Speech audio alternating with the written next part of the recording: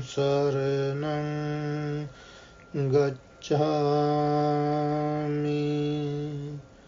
Dhammam saranam gacchami,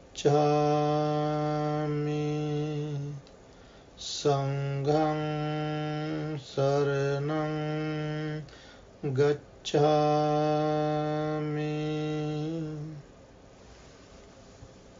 Friends, let's all study, investigate, and practice the real words of the Buddha. As everybody knows, from last day we talk about the discourses delivered by the Buddha, focusing on meditation. We want to understand how the Buddha has taught us meditation. What are the things to be practiced? Tonight, we want to understand how to become a worthy one. Buddha is the worthiest one in the world.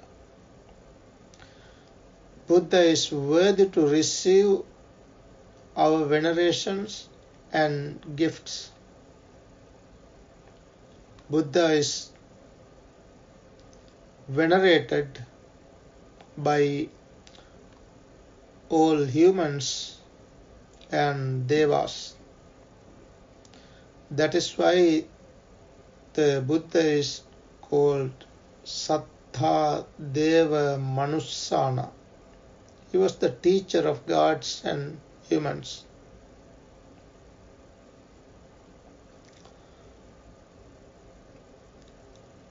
Referring to the Buddha and the disciples of the Buddha, Buddha said the disciples of the Buddha are worthy ones, as the Buddha himself. Our parents are worthy to receive our venerations and our gifts. Our teachers as well, they are worthy to receive our respect. Like that, people should be worthy one to receive what is due. So tonight, we are going to discuss two different discourses where the Buddha talked about patience. You know what the Buddha said? Patience is the best meditation. Patience is the best meditation. Khanti paramang tapo titikha, in his own language, Pali. These two different discourses are from Anguttara Nikaya, the numerical discourses of the Buddha. Chapter 4, from chapter 4 and chapter 5. First discourse is a short discourse. We are going to talk on patience, which is discourse number 164, and the second discourse is from chapter 5, which is number 139. Patient and cannot patiently endure. These are the translations of the discourses. Let's understand the first one first.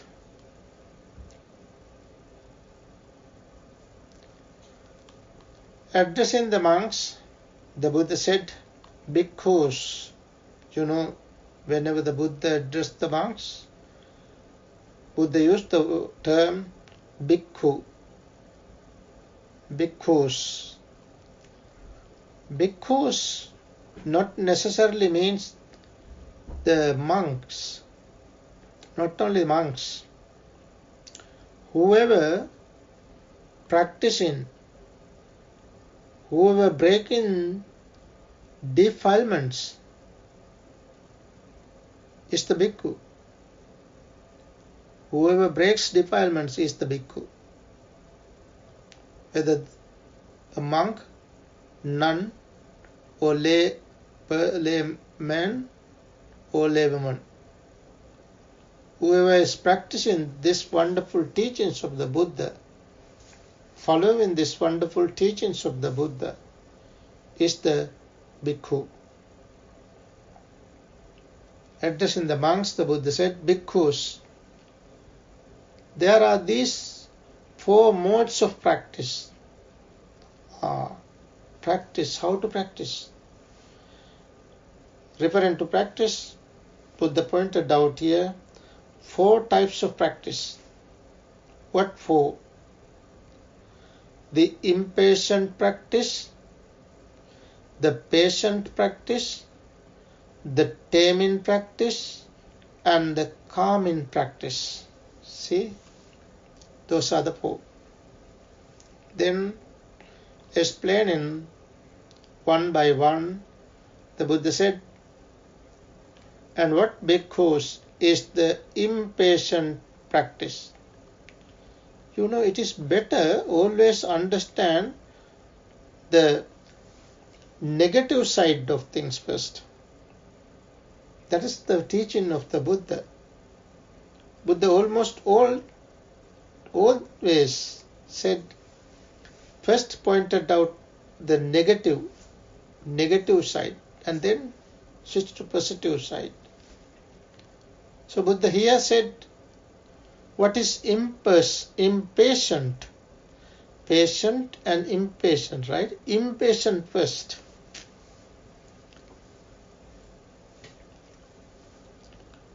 What is the impatient practice? Here someone insults one who insults him or her. That is the impatient practice.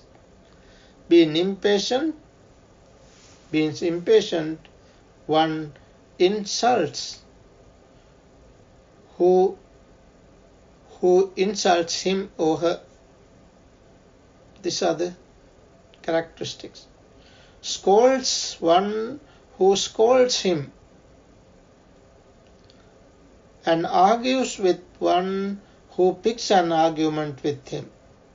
Such a way, sort of retaliation, tit for tat, like that. This is called the impatient practice. Impatiently, one tries to fight with others, insult, scolds, rebuke, argues with somebody else. That is because of impatience. Then the Buddha explained what the patient practice is. And what is the patient practice? Here, someone does not insult one who insults him or her, does not scold one who scolds him or her, and does not argue with one who picks an argument with him or her. That is what is called patient practice, patiently enduring. Patiently practice patience. Then the third practice. What is that? Taming practice. Taming. How to tame? The best taming is the taming of mind. As the Buddha said, tamed mind brings happiness. And what is the taming practice? Here, having seen a form with the eye, a bhikkhu does not grasp its marks and features.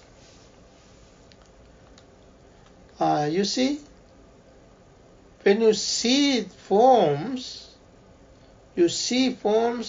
with the eyes. When you see forms, if you grasp things, if you try to grasp it, attach to it, that is not the right taming your eyes.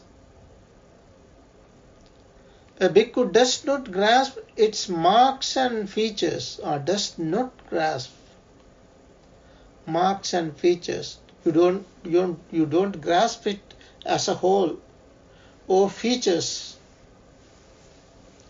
Since if he left the eye faculty unrestrained, bad, unwholesome state of longing and dejection might invade him. If one grasps what happened, and it is unrestrained the eye, he practices restraint over it.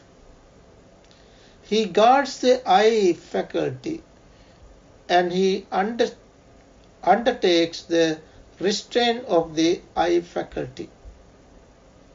So, referring to eye, when you see the object through the eyes, you have to tame your eyes. That is the meaning here. Then, having heard a sound with the ear, having smelled an odor with the nose, having tasted a taste with the tongue, having felt a tangible object with the body, having cognized a mental phenomena with the mind, the bhikkhu does not grasp its marks and features. That is the taming. Does not grasp.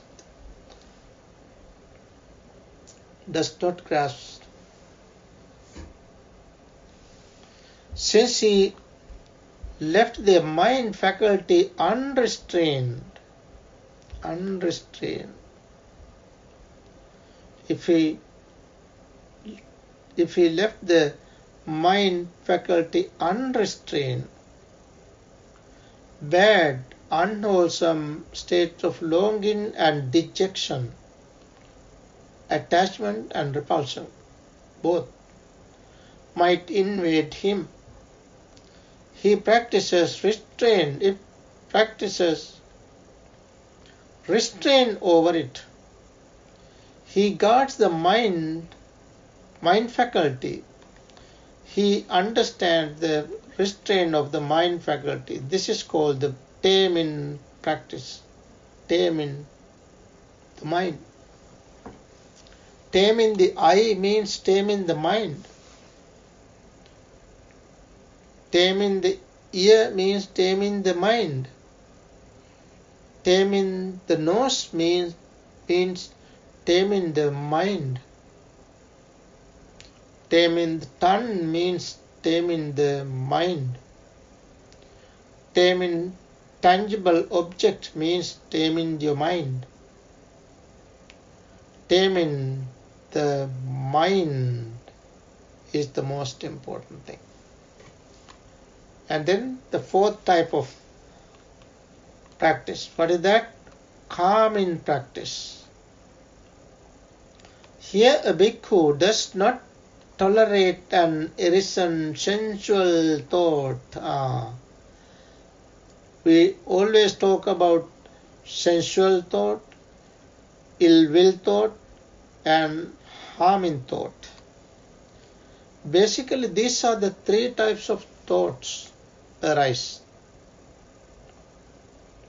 These thoughts are to be selected.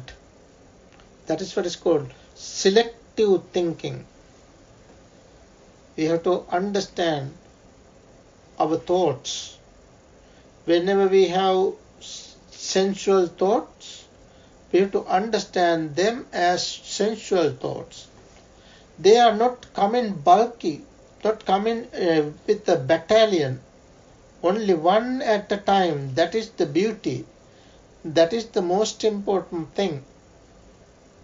That way it helps us to understand things better. Only one at a time.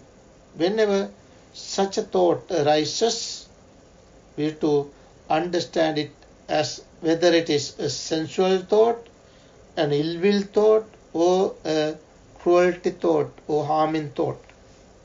Then what should be done? It should be abandoned, should be cut off, should be totally removed, should be obliterated. So here the Buddha says, the bhikkhu does not tolerate. First thing is, whenever such thought, we have to understand the thought. In order to understand this thought, this is the practice. This is what is called vipassana. In order to understand, we should have wise attention, yoniso manasikara. And we should have mindfulness, sati, mindfulness. Without mindfulness, without wise attention, we cannot understand this. Friends, this is why we have to develop our concentration, develop our serenity. When we have serenity, when we have concentration, we can understand this type of thoughts whenever they arise.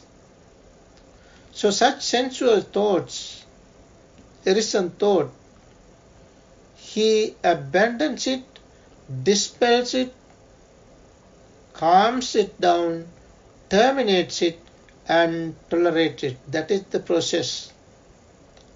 That is the way to practice. First thing is what? The first thing is not tolerate. Do not tolerate. Do not accept.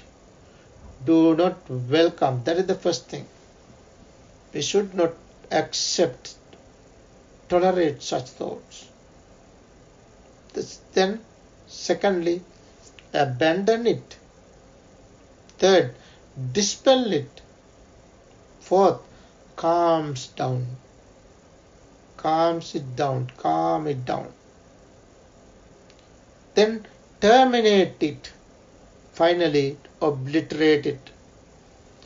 This is what is called the process of obliterating, process of totally exterminating, total extermination of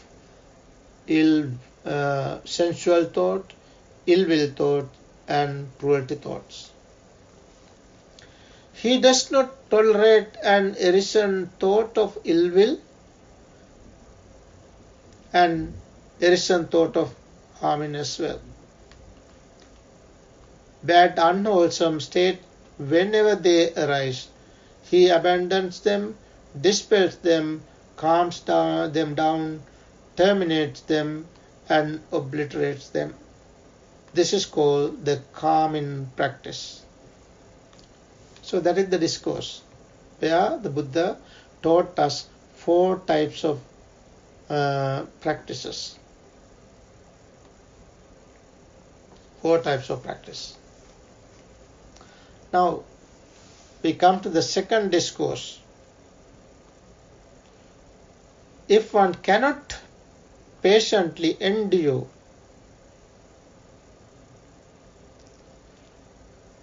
let's understand this discourse. Because possessing five factors, a king's bull elephant is not worthy of a king, not an accessory of a king, and not reckoned as a factor of kinship. This is again how to practice. This is what's called meditation. In order to teach a lesson, Buddha gives us a simile. Buddha gives us a story first. What is that? Referring to the king's elephant. This is a beautiful story. Buddha said, the king's elephant, bull elephant is not worthy of a king, not as accessory of a king, and not reckoned as a factor of kinship. What five? Five things. It cannot patiently endure forms.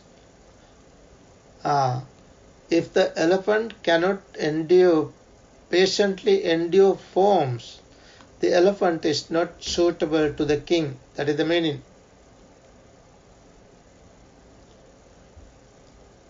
Cannot patiently endure sounds, not only forms, sounds.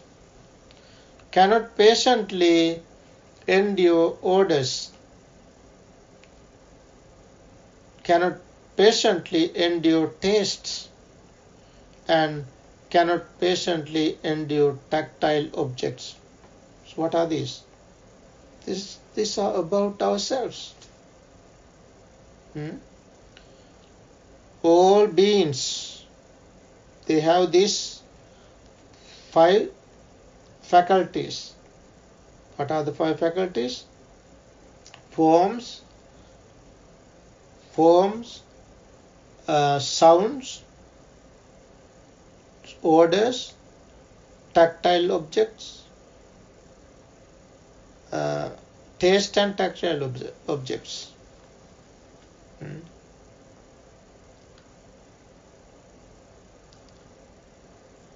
If the elephant cannot patiently endure forms, cannot patiently endure sounds, cannot patiently endure odors, cannot patiently endure taste, and cannot patiently endure tactile objects, elephant is not suitable to the king. Then Buddha explained this further. And how is it that a king's bull elephant cannot patiently endure forms? Referring to what type of forms? Here, when a king's bull elephant has gone to battle, on seeing the elephant troops, when the elephant is entering the battle, it sees the elephant troops, the cavalry, the charioteers, or the infantry, then it sings. Seeing this form, this type of form, seeing elephants, horses, charioteers, and infantry, then the elephant sings, founders, does not brace itself. It itself has protection. How can he provide protection to others then. And cannot enter the battle because of fear. It is in this way that the king's bull elephant cannot patiently endure forms. Then, referring to sounds, the Buddha says, and how is it that a king's bull elephant cannot patiently endure sounds? Here, when a king's bull elephant has gone to battle, on hearing the sounds, when you go to the battlefield, there are a lot of different kinds of sounds. On hearing the sounds of elephants, horses, chariots, or infantrymen, or the sounds of drums, kettle drums, conches, and tom-toms.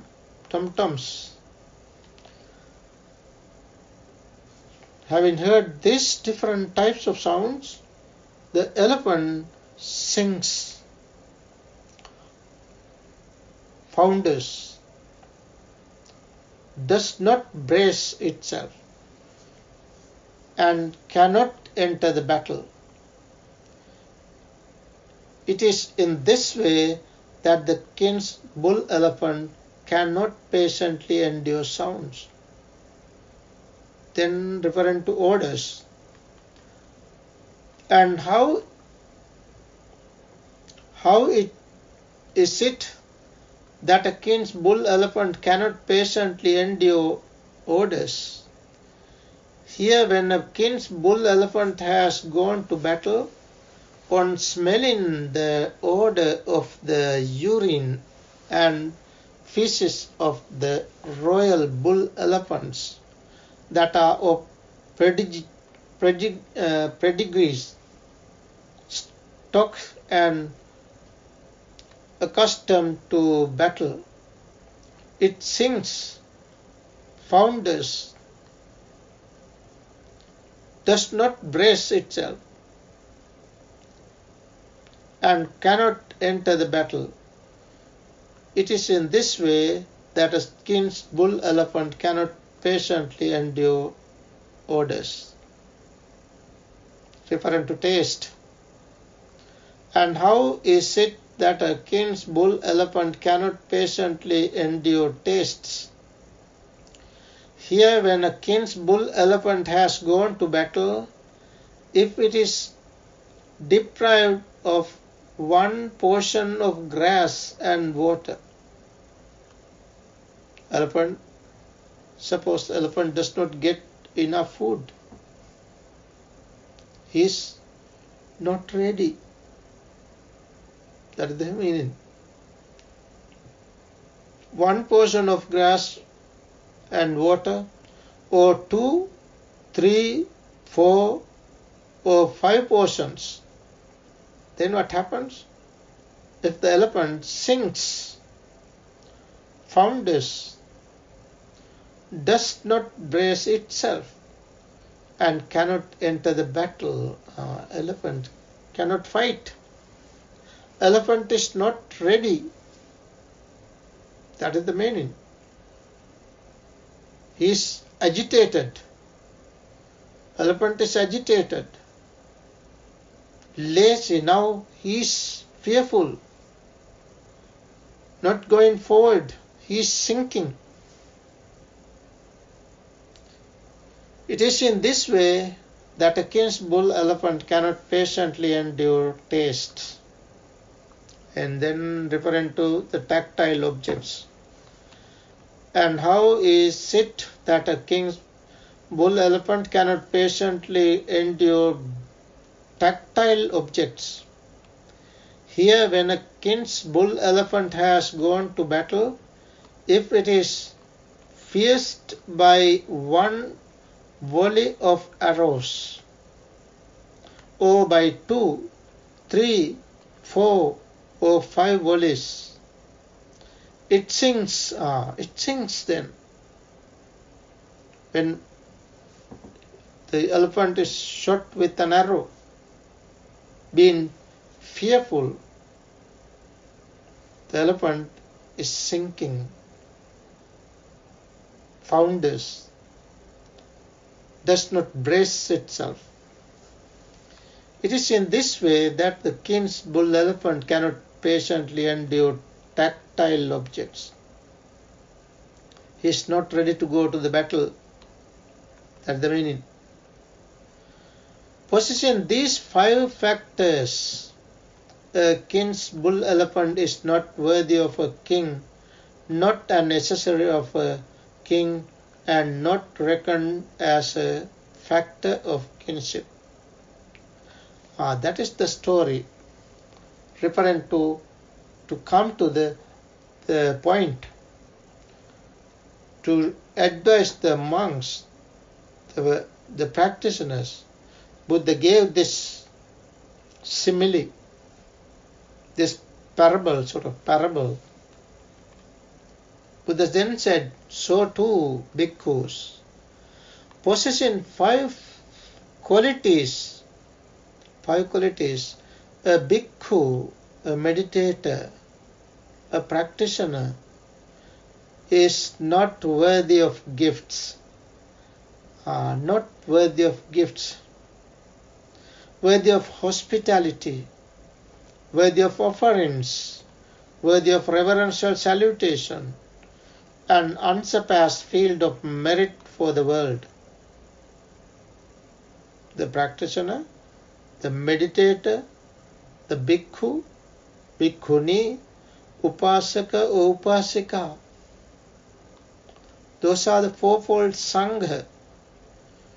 Whenever we talk about noble sangha, these are the fourfold sangha, what we call fourfold sangha.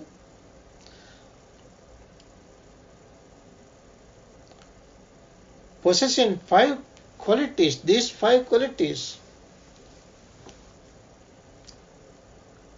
if the practitioners have no such qualities, they are not worthy of gifts, worthy of hospitality, worthy of offering, worthy of reverential salutation, and unsurpassed field of merit for the world. What 5? 5 qualities. He cannot patiently endure forms. The meditator, practitioner, should be able to endure forms. He cannot patiently endure forms, cannot patiently endure sounds, cannot patiently endure odors, cannot patiently endure taste, and cannot patiently endure tactile objects. If not,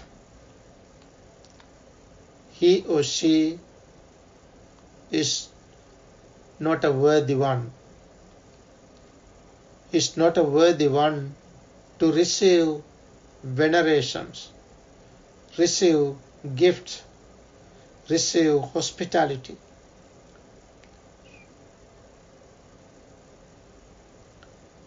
Then Buddha said, explaining, and how is it that a bhikkhu cannot patiently endure forms? Here, when a bhikkhu, when a practitioner, when a meditator sees a form with the eye, he becomes enamored of a tantalizing form and cannot concentrate his mind. Seeing the object, he is tantalizing, enamored of a tantalizing form. He is captivated with desire. He is captivated. He is attractive. Seeing things, he is engaged in that. Tantalizing. He can't concentrate. He can't concentrate his mind. That is not a good sign. It is in this way that a bhikkhu, that meditator, cannot patiently endure forms. Referring to sound. And how is it that a bhikkhu cannot patiently endure sounds? Here, when a bhikkhu hears a sound with the ear, he becomes enamored of a tantalizing sound and cannot concentrate his mind. Having heard the sound, he cannot concentrate. It is in this way that a bhikkhu, that a practitioner, cannot patiently endure sounds.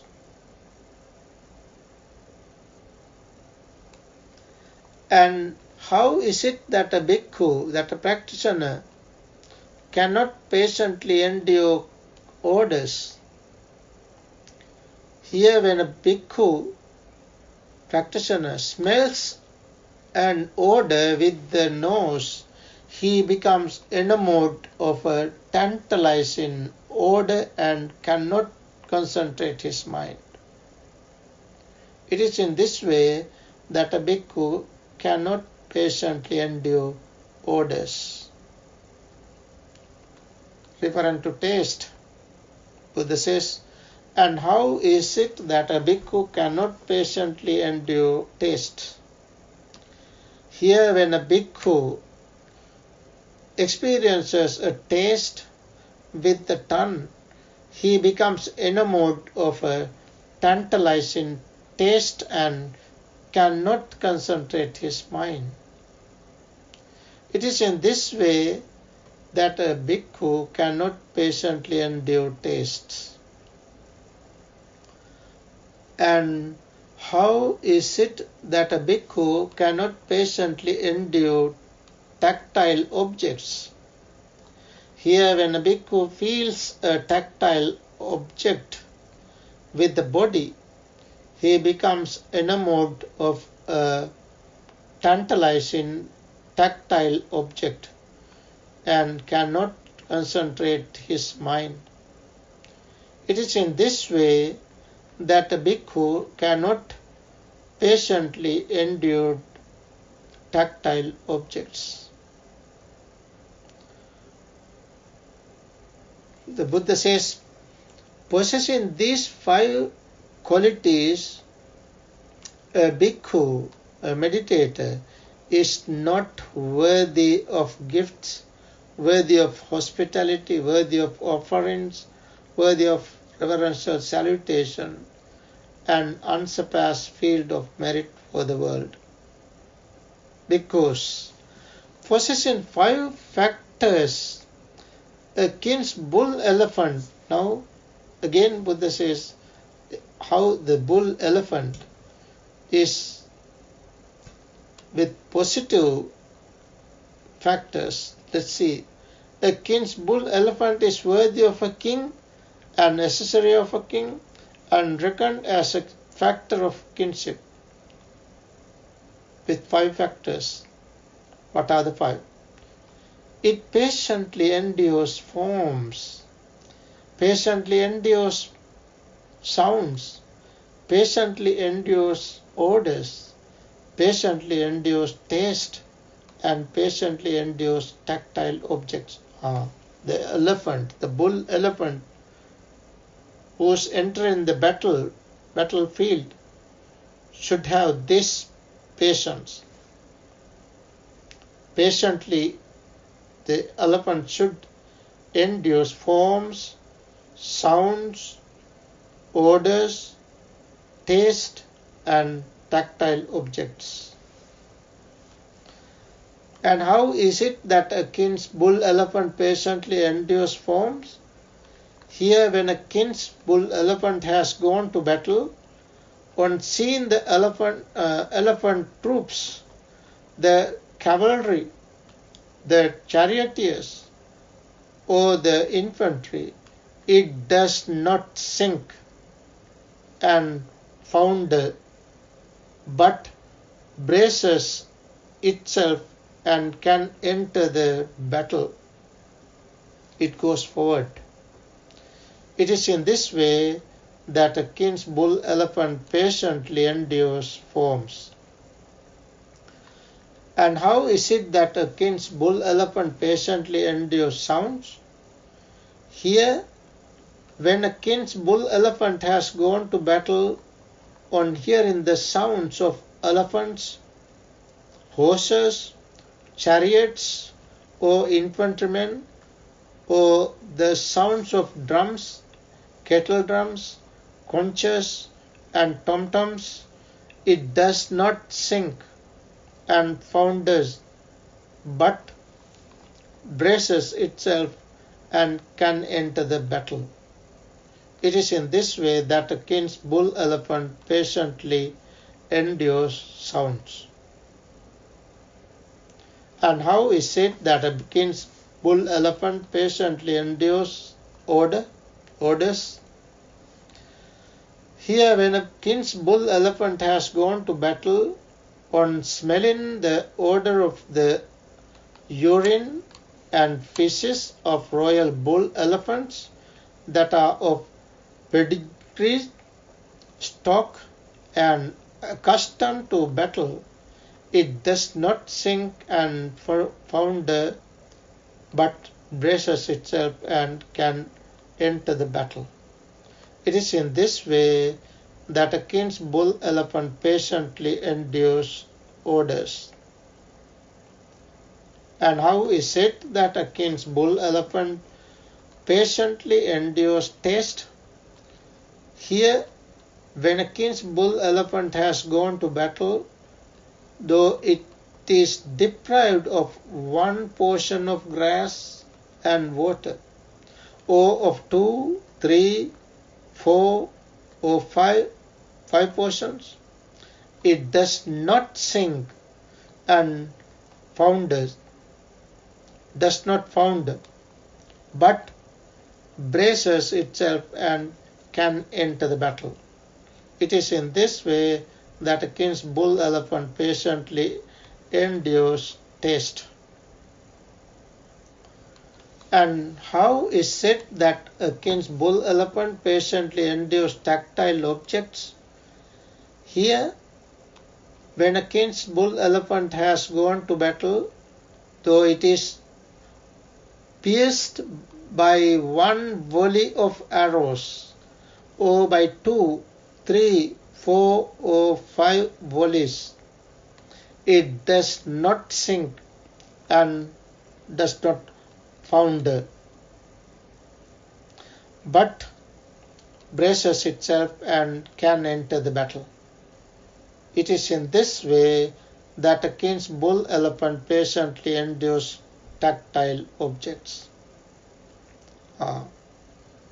Now the Buddha talks about the monks, the practitioners, meditators.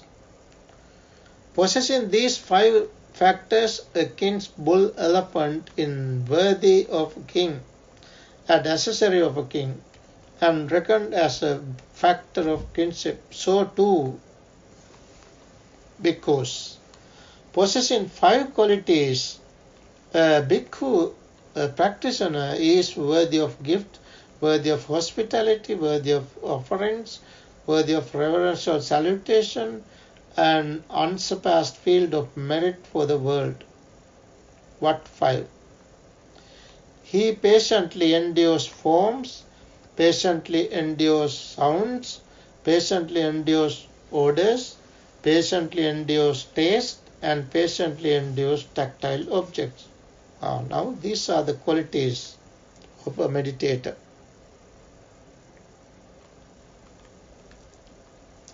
And how is it that a bhikkhu, practitioner, patiently endures forms? Here, when a bhikkhu sees a form with the eye, he does not become enamored of a tantalizing form, does not become enamored of a tantalizing form, and can concentrate his mind. Seeing the object, the practitioner is more and more mindful, more and more attentive, with wise attention. Therefore, he is concentrated. It is in this way that a practitioner patiently endures forms.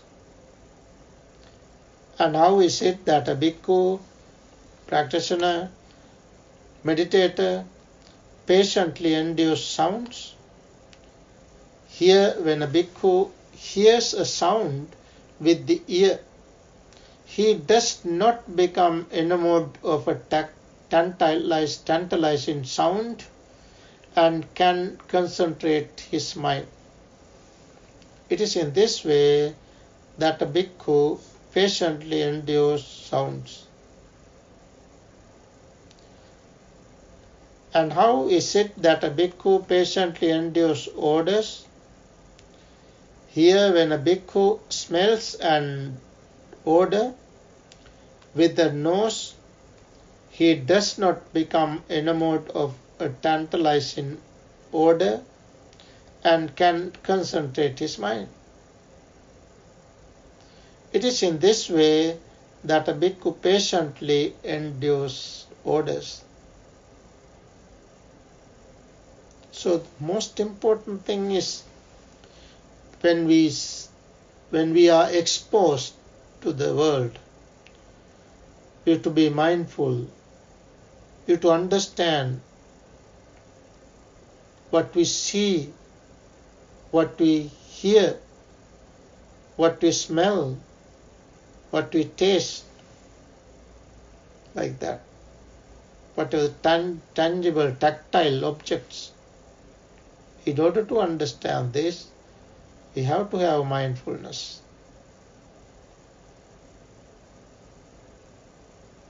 And how is it that a bhikkhu patiently endures taste? Here, when a bhikkhu experiences a taste with the tongue, he does not become enamored of a tantalizing taste and can concentrate his mind. It is in this way that a bhikkhu patiently endures taste. And how is it that a bhikkhu patiently endures tactile objects? Here, when a bhikkhu feels a tactile object with the body, he does not become enamored of a tantalizing tactile object and can concentrate his mind. It is in this way that a bhikkhu, the practitioner, patiently endures tactile objects. So that is how the Buddha compared the king's elephant and the practitioner, meditator. Meditator is exactly like the elephant that goes to the battle. He should first listen to the elephant tamer. He should listen to the elephant rider. Listen well. Then he should go forward. He should destroy whatever is confronted. He should have patience. These are the qualities. Just like that, the meditator, first of all, should study the Dhamma, should listen well to those who know the Dhamma, or should study by himself or herself the real words of the Buddha. That is the first thing.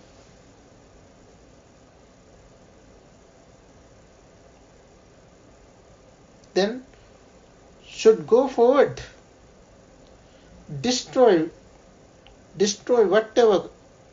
whatever comes,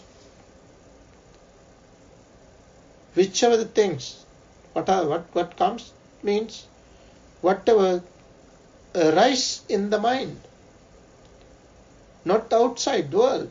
We, as meditators, we do not destroy anything outside, but inside. But mind, what are the things coming to our mind? There are many different types of thoughts. We don't want to destroy all thoughts.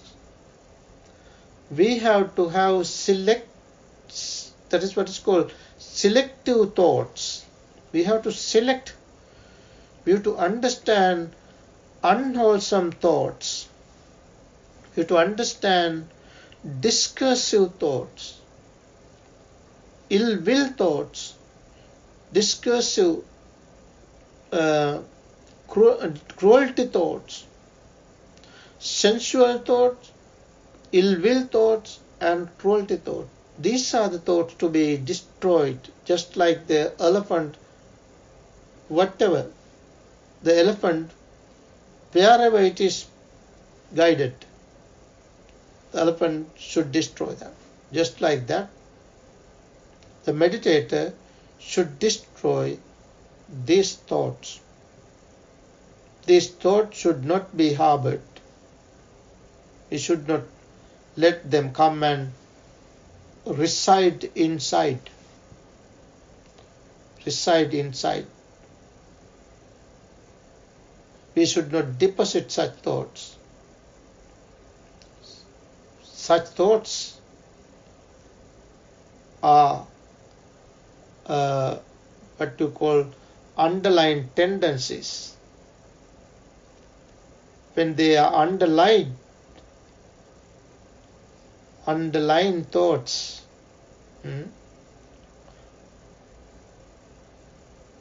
they become the causes. As the result, we have to reap the result of these causes. In samsara, we are heading to samsara because of such thoughts, based on greed, hatred, and delusion. So finally, the Buddha says, possessing these 5 qualities, a bhikkhu is worthy of gifts, worthy of hospitality, worthy of offerings, worthy of reverential salutation, and unsurpassed field of merit for the world. That is how a practitioner, how one becomes a worthy one. How to become a worthy one is the topic tonight. So friends, let's understand these wonderful teachings of the Buddha. Let's practice accordingly so that we can live happily, peacefully, and experience the real bliss, the highest bliss of Nibbana. May we all attain that supreme bliss of Nibbana. Sadhu, sadhu, sadhu.